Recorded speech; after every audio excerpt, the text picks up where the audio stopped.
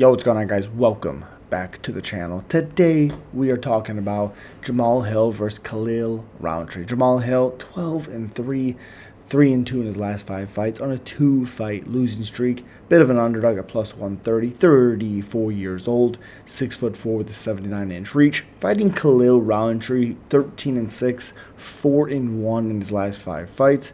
Minus 155 favorite at 35 years old, 6'1" with a 76.5-inch reach, 2.5-inch reach advantage for Jamal Hill, with a 3-inch in height advantage also for Jamal Hill.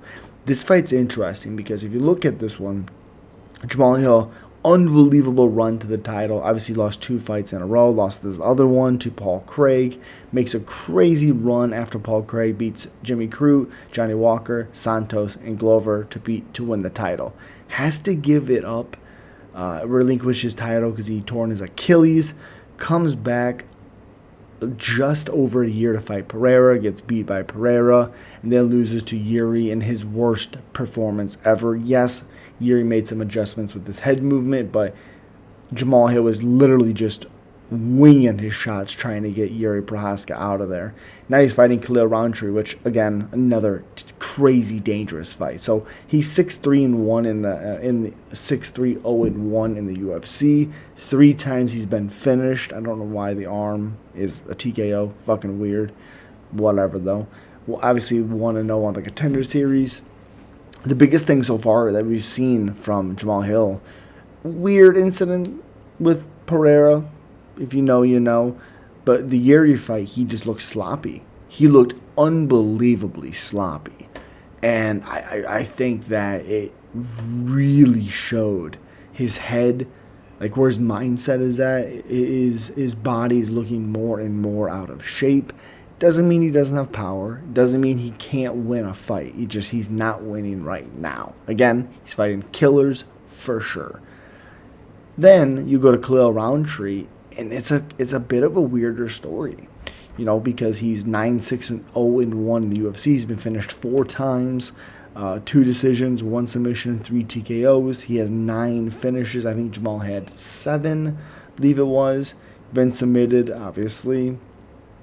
And then, so, destroys Gokhan Saki. Destroys him. Loses to Johnny in the first round under 2 minutes. Beats Eric Anders. Looks unbelievable. Then he fights Ian Cutelaba.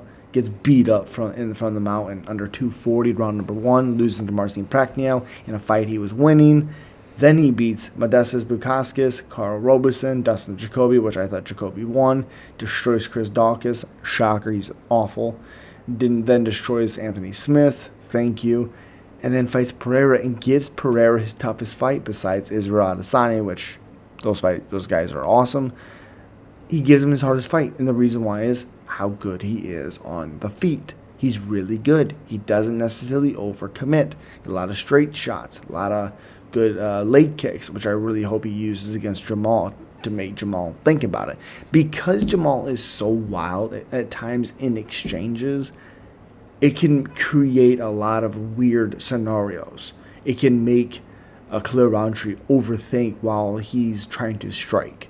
Like for instance, if he has to be worried sometimes if he's telegraphing his straights, Jamal can throw overhands or he can throw hooks. He can time those types of things. That's the stuff that Khalil is going to have to deal with and see, and we're going to figure out if he can. He's number 7 right now in the light heavyweight division, which is wild to me. But I even said he's number 8. It doesn't mean anything because styles make fights, and Khalil has a style to make a great fight. And he did. So I really like Khalil Rountree. I just think he's a little bit more technical in his stand-up. I think his defense is a little bit better. It does get touched up a little bit with some jabs. If you throw straighter, you can touch Khalil for sure. But I just like Khalil's ability to, for one, take a little bit. I just don't think Jamal Hill is going to be able to. And as always, subscribe, like, comment. Let me know who you're picking. Peace.